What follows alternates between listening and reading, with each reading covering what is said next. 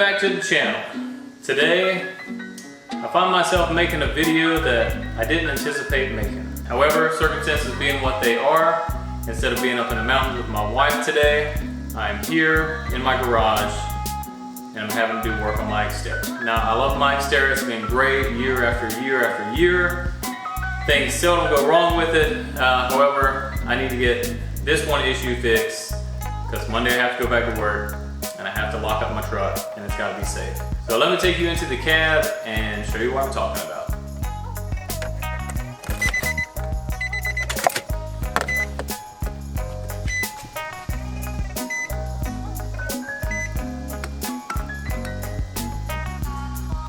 As you can see, there's nothing working here in my driver's side window.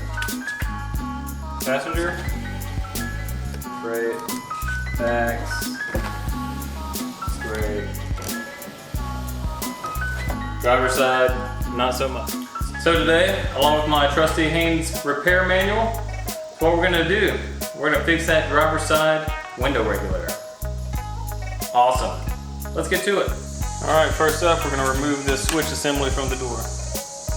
Hopefully, we remove all of this without damaging any of the clips.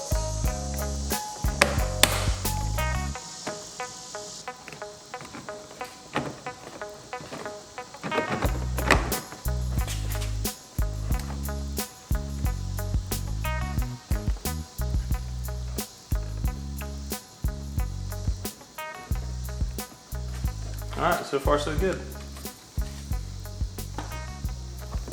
It says to go ahead and unplug from this assembly. I just pulled this out. It wasn't that easy, but you can see right here there's a little clip. You just have to make sure that you push that back. Make sure you push that back far enough where it releases, and you can just pull it out.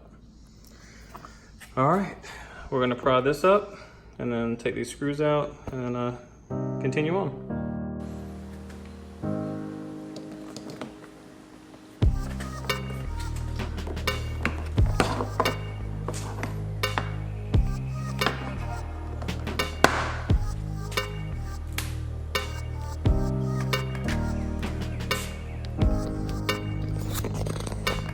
All right, now I have all the pieces off.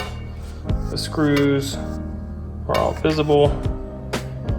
And this one right here was tough to get out, and unfortunately we have our first casualty. So we did break a clip, but I'll probably just order a brand new piece. Can't be that much. All right, moving on.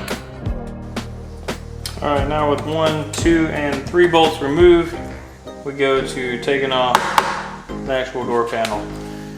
And this is where I do not want to break clips. So there are 7 clips all the way around, so we need to be very, very careful.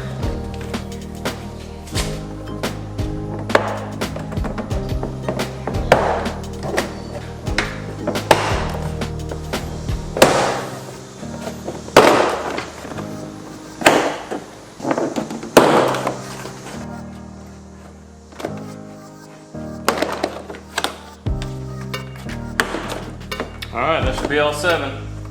Let's take this bad boy off.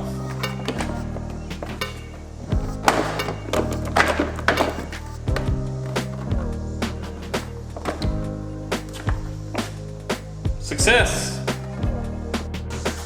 All right, so before we can take this moisture barrier off, we have to take 1, 2, 3, 4 bolts, remove that hardware, and then we can start filling this bag. Let's go!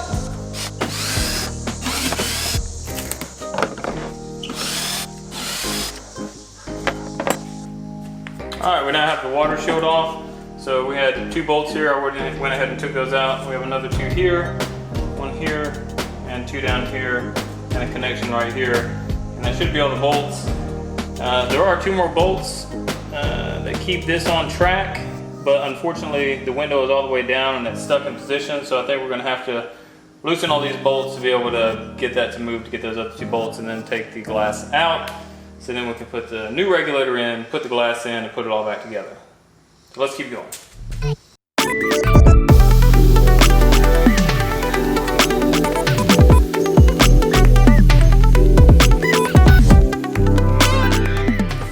Alright, so I don't know if you just saw the movement there, but this is actually freed up now, so we're going to go ahead and move that up, undo those bolts, and then hopefully take the glass out before we get the regulator out.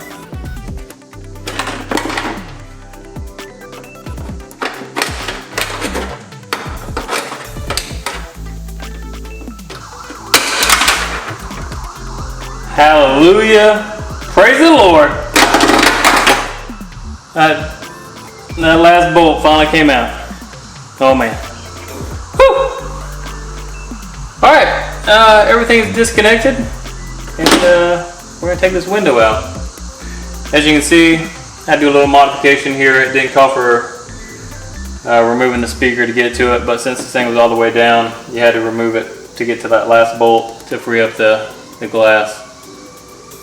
Man, it's a pain in the butt. But now with that out of the way, should be able to take everything out and just do everything in reverse order.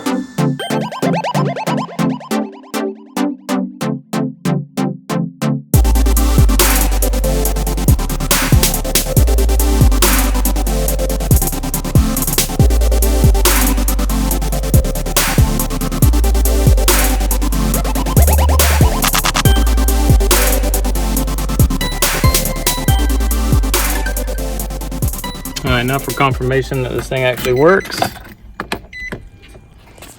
We've got power.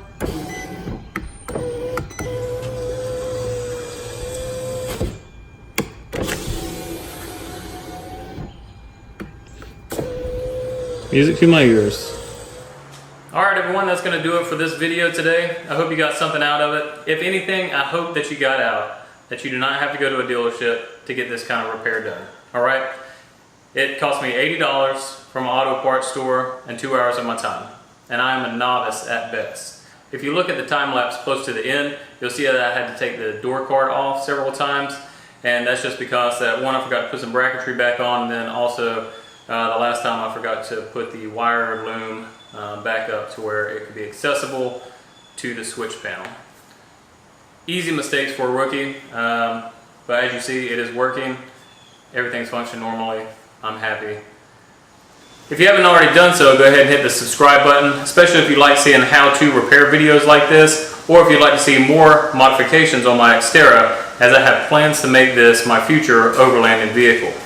Also, don't forget to follow me on _Nano on Instagram so you can catch all the sneak peeks for the videos releasing that week.